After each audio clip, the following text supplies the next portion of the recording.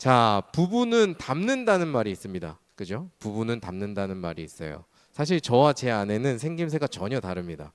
네, 전혀 다릅니다. 저는 다 커요. 모든 게 커요. 머리도 크고 얼굴도 크고 네, 눈도 크고 코도 크고 입도 크고 다 커요. 네, 다 큽니다. 목소리도 큽니다. 근데 반면에 제 아내는 다 작아요. 머리도 작고 얼굴도 작고 네, 다 작아요. 아무튼 목소리도 작아요. 원래 목소리도 작았습니다. 그런데 제가 결혼을 하고 한 1, 2년쯤 됐을까요? 제가 이제 7년 차가 넘어가니까 이제 내년이 되면 8주년 향해서 가는데 이제 결혼하고 1, 2년쯤 됐을까? 그 예전에 사역하던 교회 어떤 성도님이 저랑 제 아내를 보더니 둘이 닮았다라고 하시는 거예요. 두 분이 닮으셨어요? 이러시는 거예요.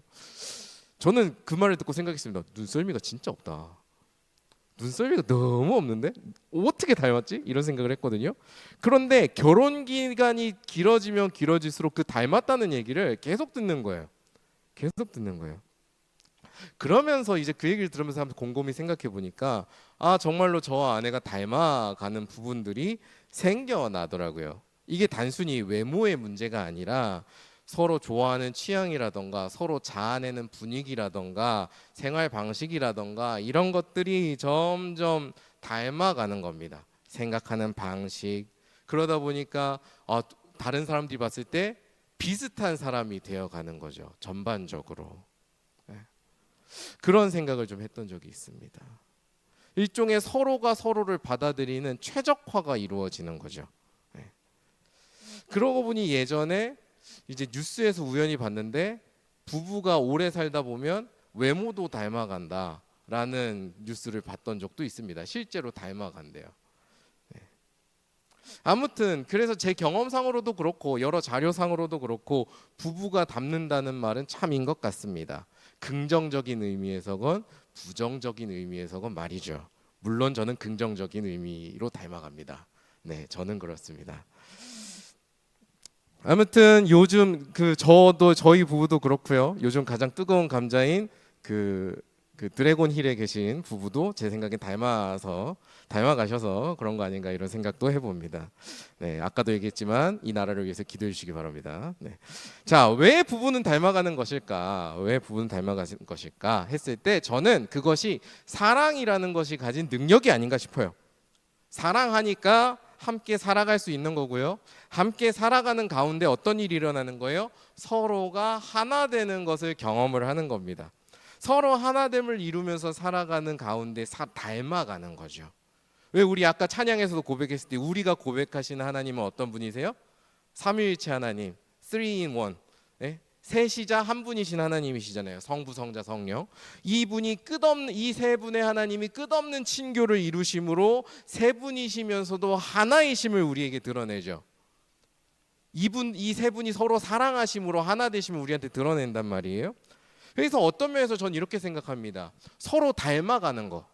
여러분들이 부부로서 닮아가든 혹은 남자친구 여자친구로서 닮아가든 혹은 벗으로서 닮아가든 닮아가는 것 자체가 어쩌면 하나님을 닮은 형상인 우리에게 주어진 하나님을 닮은 능력이 아닐까, 저는 그렇게 조심스럽게 생각해 보곤 합니다. 아무튼 우리는 이처럼 나와 함께하는 사람, 내 주변에 있는 사람들, 사랑하는 사람들을 닮아가면서 변화합니다. 그렇다면 우리 이렇게 생각할 수 있겠죠. 내 주변에 있는 사람, 내가 가까이 하는 사람이 선한 사람이고 의로운 사람이면 내가 어떻게 변화될까요? 선하고 의롭게 변화될 것이고, 반대로 내 주변에 악한 사람과 불의한 사람이 있어서 그들과 내가 사귀고 있다면 어떤 일이 일어날까요? 나 또한 악하고 불의하게 변질된다고 이야기할 수 있겠죠. 그래서 이렇게 말씀을 정리하다 보니까 부모님들이 예전에 하시던 말씀이 떠올랐습니다. 친구를 뭐 하라고? 가려 사귀라고. 그런 말이 떠올랐습니다. 그런데 그렇게 친구를 가려 사귀어서 좋은 영향을 받으려고, 선택해서 받으려고 하는 건 제가 봤을 때는 매우 불완전한 해결책이고요. 결국 실패할 수밖에 없다고 생각을 합니다. 첫 번째, 왜 그러냐면 우리가 사람에게서 좋은 영향력을 받으려고 하면 아무리 내가 좋은 사람을 선택해도, 선한 사람을 선택해도 그 사람의 선함은 불완전할 수밖에 없잖아요. 그 사람의 어딘가에는 악함이 또 있다고요. 그렇기 때문에 내가 온전하게 선한 영향력을 받을 수가 없습니다. 그러니 불완전해요, 그 선택지는. 그래서 그 내가 좋은 사람을 선택하려는 그런 치사 선택들이 오히려 악한 방식으로 사용될 수 있습니다. 그래서 우리 이런 경우 있잖아요. 선하다고, 내가 정말 존경할 만하다고 의지했던 사람이 있었는데 그 사람이 실망스러운 모습을 보게 됐을 때 우리 안에 실족함이 얼마나 큰지 여러분 한두 번쯤은 크고 작게 경험해 보셨으리라 생각을 합니다. 그래서 사람을 의지하는 게 별로 좋은 해결책이 못 돼요. 그리고 또 하나, 우리가 그리스도인으로서 사람을 가려서 차별하면서 만나면 돼요, 안 돼요? 안 되잖아요. 우리 양심상 딱 걸린단 말이에요, 이게. 우리가 그렇게 사람을 가려서 만나고 급을 나누어서 만나면 세상 사람들과 하등 다를 게 없겠지요. 그렇게 우리가 설령 유익을 누린다 한들 그 유익을 선하다고 말할 수 있을 것인가? 그런 점에서 우리가 그리스도인이라면 그런 세상의 차원을 넘어서는 선함과 의로움을 우리가 누릴 수 있어야 되고 나눌 수 있어야 됩니다. 자, 그리고 이렇게 선함과 의로움을 누리고 나누면서 살아가는 삶이 우리가 다시 오실 예수님을 기다리는 삶의 자세가 되고 주님이 다시 오실 길을 예비하는 그런 모습이 되지 않을까 생각을 해봅니다. 자, 그렇다면 우리가 오늘 나눌 질문은 하나가 될 겁니다. 어떻게 선하고 의롭게 변화되는 삶을 살 수 있을 것인가? 사람을 가려 사겨서는 안 된다고 지금 말씀드렸잖아요. 그럼 어떤 방식이 있을 것인가? 이 질문을 우리가 살펴봐야 될 것 같습니다. 그래서 오늘 빌립보서의 말씀을 우리가 함께 묵상하면서 이 질문에 대한 답을 함께 찾아가 보면 좋겠습니다. 그리고 오늘의 말씀이 2024년 우리에게 남은 시간, 그리고 새롭게 다가오는 2025년 그 가운데에서도 우리의 삶의 자세가 되기를 먼저 소망하고 축복합니다. 자, 오늘 말씀 한번 같이 살펴보시죠. 오늘 우리에게 하나님께서 주신 짧은 말씀은 사도 바울이 빌립보 교회 성도들에게 건네는 권면입니다. 자, 이 말씀에서 사도 바울이 권하는 핵심은 정말로 간단합니다. 그리고 그 권면은 우리가 지금까지 나눠왔던 말씀과도 일맥상통합니다. 자, 빌립보서 4장 4절의 말씀을 함께 읽어보시죠. 4절의 말씀 시작. 주 안에서 항상 기뻐하라. 시 말하노니 기뻐하라. 아멘. 자, 바울이 성도들에게 뭐 하라고 이야기합니까? 기뻐하라 라고 얘기합니다. 그런데 중요한 거, 이 기쁨이 누구 안에서 일어나는 일인가가 중요하죠. 누구 안에서 기뻐하는 겁니까? 주님, 그렇죠. 예수 그리스도 안에서입니다. 자, 우리가 지난번에 로마서의 말씀을 다루면서 우리가 사랑을 가지고 살아가야 되는데 누구의 사랑 안에서 살아가야 된다 그랬죠? 주님의 사랑 안에서 살아가야 된다라고 말씀을 드렸습니다. 그리고 오늘 말씀은 이렇게 얘기하죠. 성도의 기쁨 또한 누구 안에 있다? 주님 안에 있는 기쁨이다 라고 얘기를 합니다. 즉 우리는 이렇게 고백해야 되는 거예요. 그리스도인은 언제 참되게 사랑할 수 있고 언제 참되게 기뻐할 수 있다? 주님 안에서 살아갈 때.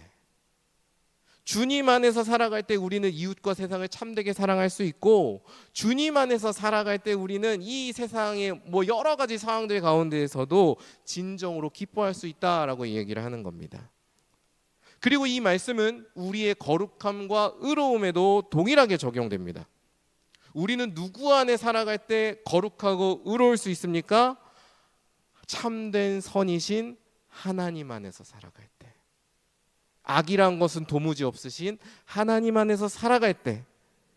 그리고 그 하나님이 인간으로 오셔서 우리와 함께 하셨던 예수 그리스도 안에서 살아갈 때 우리는 비로소 선한 삶을 살아갈 수 있다고 고백할 수 있습니다.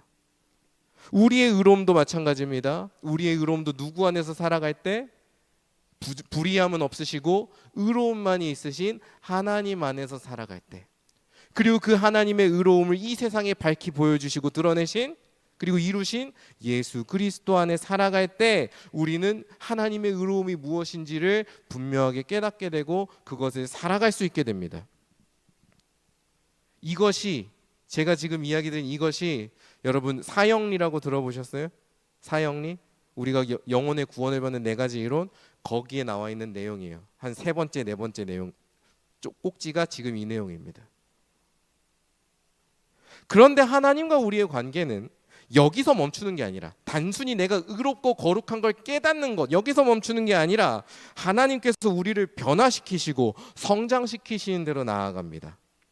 제가 앞에서 말씀드렸듯이 부부가 닮아가듯이, 우리가 가까이 지내는 사람과 닮아가듯이, 우리가 주 하나님을 향해서 믿음을 고백하고 주님이 나의 구주심을, 예수 그리스도가 나의 구주심을 고백하면서 살아갈 때, 그것을 내가 진지하게 받아들일 때 우리 가운데에는 주님과 닮아가는 일이 일어나요.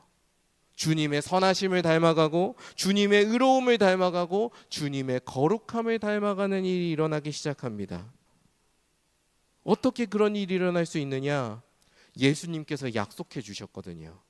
내가 성령을 보내서, 성령 하나님을 보내서 너희 가운데 성령님이 역사하심으로 나를, 하나님을 닮아가는 일을 할 수 있도록 이끌어 주겠다, 인도해 주겠노라 약속하셨거든요.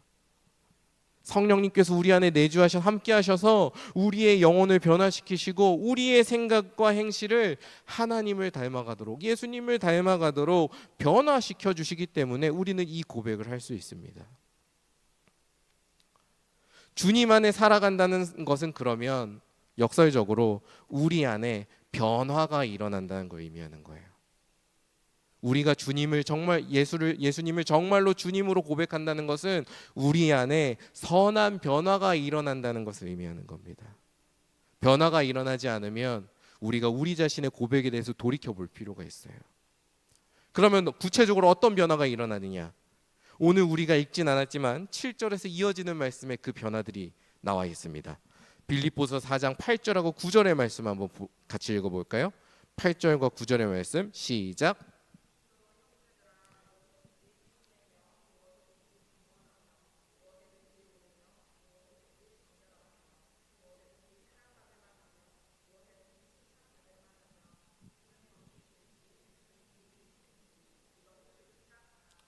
너희는 내게 배우고 받고 듣고 본 바를 행하라. 그리하면 평강의 하나님이 너희와 함께 계시리라. 아멘. 여러분, 이 말씀을 잘 읽어야 됩니다. 혹여나 조금 잘못 읽어가지고, 사람들에게 인정받는 게 중요하구나, 그리스도인이 사람들에게 칭찬받는 게 중요하구나, 이렇게 읽으면 우리가 지금 하고 있는 묵상이 어그러집니다. 네, 어그러져요. 특히나 요즘 세상에서는 그 칭찬받거나 저 선한 모습 인정받는 게 되게 중요하게 여겨질 수 있거든요. 근데 그런 차원의 문제가 아닙니다. 우리의 선함과 거룩함과 의로움은 아까도 말씀드렸지만 어디서 오는 겁니까? 어디서 와요? 나에게서 옵니까? 아닙니다. 하나님에게서 오고 예수 그리스도에게서 오고 성령님이 일으키시는 변화 가운데 우리가 누릴 수 있는 겁니다. 이 말씀의 관점을 가지고 계속 같이 봐야 돼요. 자, 오늘 이 말씀을 이해하려면 여러분 좀 다른 번역을 읽어드리면 좋을 것 같습니다. 자, 가톨릭하고 천주교하고 개신교하고 같이 번역한 성경이 있거든요. 공동번역 성경이라고. 그 공동번역 성경을 보면 같은 말씀이 이렇게 번역되어 있습니다. 제가 한번 읽어드릴게요. 형제 여러분, 끝으로 여러분께 당부합니다. 여러분은 무엇이든지 참된 것과 고상한 것과 옳은 것과 순결한 것과 사랑스러운 것과 영예로운 것과 덕스럽고 칭찬할 만한 것들을 마음속에 품으십시오. 이제 이렇게 말씀하고 있습니다. 이 8절의 말씀이. 자, 여러분, 이제는 좀 우리가 분명하게 이해를 할 수 있을 것 같아요. 자, 성도가 주님 안에서 살아갈 때 어떤 일이 벌어진다고 얘기하는 거예요, 지금. 성도가 주님 안에 살아가면 어떤 일이 벌어집니까? 우리 마음 가운데 새로운 생각들이 막 들어오기 시작해요. 새로운 생각들과 또 어떤 결단들과 고백들이 들어오기 시작하는데 그 것들의 특성이 뭐라는 거예요? 참되고 경건하고 정결하고 옳고 사랑스럽고 영예롭고 덕스럽고 칭송받을 만한 것이다. 그것을 늘 마음에 품으면서 살아간다는 겁니다. 우리가 정말 칭송할 만한 것이 무엇인가? 우리가 정말로 바라봐야 될 것이 무엇인가? 이런 것을 바라보면서 품고 살아간다는 것이죠. 사도 바울은 여기서 그렇게 살아가야 됩니다라고 권면하고 있습니다만, 저는 여기에 한마디 더 얹고 싶어요. 우리가 주님 안에서 정말로 살아간다면, 우리가 정말로 예수 그리스도를 구주로 영접하고 성령님의 역사하심을 신뢰하면서 살아가고 있다면 우리는 이렇게 살아갈 수밖에 없습니다. 이렇게 살아가려고 계속 우리의 마음이 그리로 향할 수밖에 없어요. 우리가 사랑에 빠졌을 때를 한번 생각해 보십시오. 그러면 쉬워집니다. 여러분이 짝사랑을 했든 혹은 사귀게 됐든 사랑하는 사람이 있을 때 그때를 한번 떠올려 보세요. 어디를 가나 누가 떠올라요? 님이 떠오르지 않습니까? 물론 좀 시간이 지나면 옅어질 수는 있어. 사랑의 불길이 셀 때를 생각해 봐요. 셀 때. 뜨거울 때 어디 가나 님이 생각납니다. 맛있는 걸 먹게 되면 어떻게 돼요? 어떤 생각을 해요? 그 사람과 같이 먹어야겠다. 네. 뭐 재밌는 감명 깊은 거 보면 어떻게 생각합니까? 그 사람하고 이거 같이 또 보든지 나누든지 해야지. 이런 생각을 들죠. 모든 생각이 누구를 향해요? 내가 사랑하는 그 사람을 향하잖아요.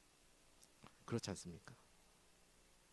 그 사람이 좋아하는 것은 나도 어떻게 하게 돼요? 좋아하게 되고, 그 사람이 기피하거나 싫어하는 것은 내가 설령 좋아했던 것일지라도 좀 멀리하게 되고, 사랑하게 되면 그렇게 되잖아요. 그러니까 사랑하는 사람을 닮아가는 거 아닙니까? 여러분, 우리가 사람과 사랑에 빠져도, 하물며 사람과 사랑에 빠져도 우리 안에 이런 변화가 일어납니다. 그런데 무려 주님, 우리를 창조하신 하나님과 사귐 안에 우리가 있다면, 온전하시고 진리이시고 선하신 그 하나님과 우리가 사랑에 빠지게 된다면 우리 안에 이런 변화가 안 일어난다는 건 말이 안 되는 거잖아요. 우리가 사람만 사랑해도 변화가 일어나는데 하나님을 사랑하는데 변화가 안 된다? 이거는 심각한 거죠. 그렇죠? 문제가 있는 거죠. 우리가 주님의 사랑에 감격해서, 심지어 주님이 우리를 먼저 사랑해 주셨어요. 우리가 그 사랑에 감격해서 그분을 온 마음 다해서 사랑하기로 결정한다면 우리 마음이 주님으로 가득해지지 않겠습니까? 그리고 그 주님의 향한 마음이 가득해지면서 우리가 묻기 시작하지 않겠어요? 주님이라면 어떻게 하셨을까? 하나님이시라면 내가 무엇을 하기를 바라실까? 주님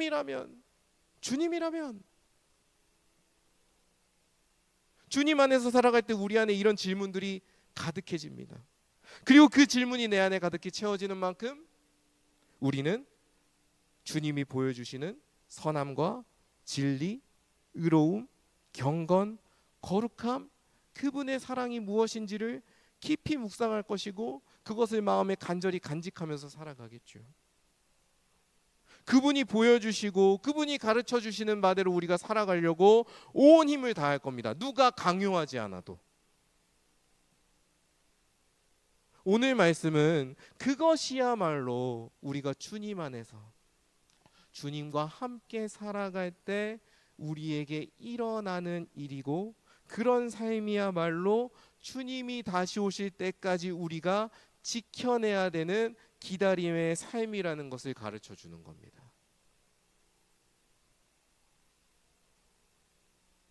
그런데 이런 생각이 들 수도 있습니다. 무작정 주님 안에서 주님과 함께 살아가라고 하니까 막막할 수 있습니다. 어떤 면에서는 또 막막할 수밖에 없어요. 왜냐하면 우리는 어디까지나 이 세상에 발딛고 살아가는 사람들이거든요. 선함보다는 악함이 더 선명하게 보이는 세상에서, 의보다는 불의가 더 막 힘을 가진 것처럼 보이는 세상에 발을 딛고 살아가는 사람들이거든요. 눈에 보이는 것이 더 중요하다고, 눈에 보이는 것이 더 전부라고 말하는 시대 정신도 우리가 주님 안에서 살아가야 되고 주님과 함께 살아가야 되는 우리의 삶을 되게 막연하게 만드는데 일조하지 않나 생각도 해봅니다. 그런데 이 빌립보서가 쓰여지던 시대를 생각해 보면 이 시대도 주님과 함께 살아가는 것이 마냥 쉬운 시대는 아니었습니다. 이 시대를 한번 생각해 볼까요? 초대교회 사람들에게 예수님을 나의 주님으로 믿고 고백하고 그 주님 안에서 살아간다는 것은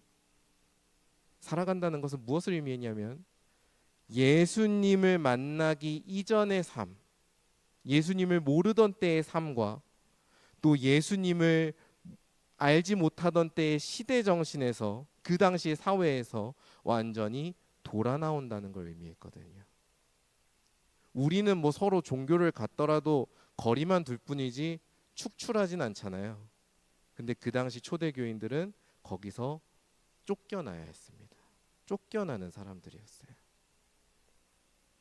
이들은 어떤 삶을 살았냐면요, 신의 아들이라고 불리고 스스로도 신의 아들이라고 이야기를 하는 로마 황제 앞에서 십자가에 달리시고 부활하신 예수 그리스도가 진정한 하나님의 아들이라고 얘기하던 사람들이었습니다. 수많은 신들이 권세를 부리던, 아직 그리스 로마 신화가 살아있던 시대잖아요. 그 수많은 신들이 권세를 부리던 시기에 오직 참된 신은 성경에서 고백하는 하나님 한 분뿐이라고, 예수의 아버지 하나님뿐이라고 선포해야 하는 사람들이었어요. 이들은 이 고백을 하기 위해서요, 평생토록 자기가 지켜왔던 생업을 포기하기도 했었고요, 자기의 삶에 있는 모든 부정한 습관들을 끊어내기 위해서 노력했습니다. 끊어내지 못하면 세례도 안 줬어요.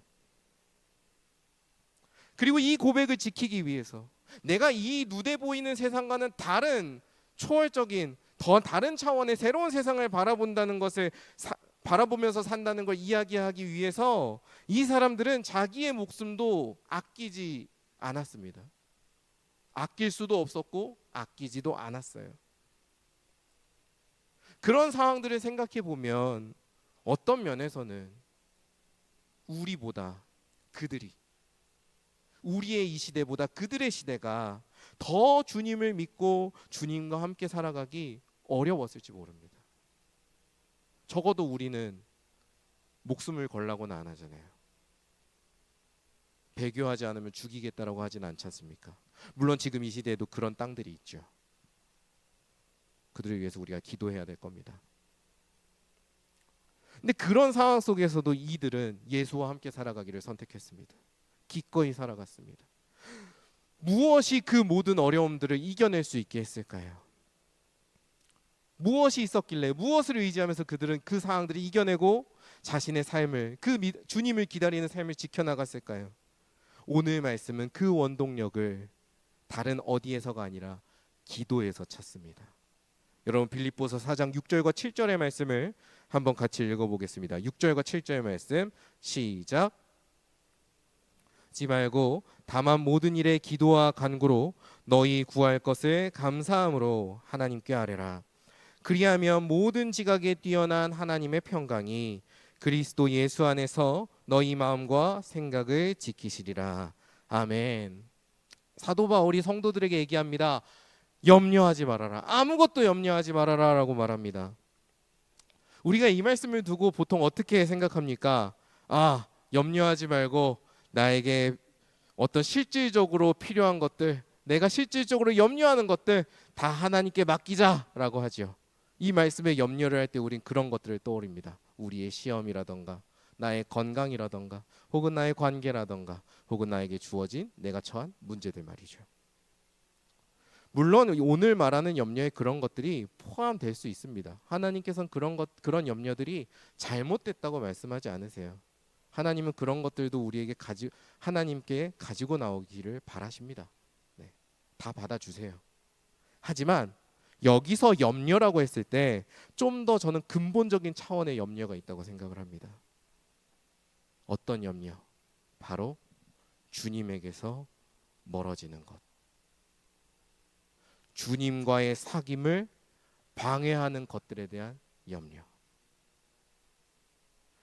삐끗하기만 해도 내 목숨을 걸어야 되고 삐끗하기만 해도 박해를 봐야 되는 이 시대에 내가 주님과 혹여나 멀어지지는 않을까, 내 믿음이 흔들리지는 않을까 하는 그 염려. 실제로 우리 삶에서도 우리 삶에 벌어지는 일들을 통해서 우리의 믿음이, 하나님을 향한 우리의 마음이 얼마나 자주 흔들립니까? 그런 경우가 있지 않습니까? 이들이라고 그런 경우가 없었을까요?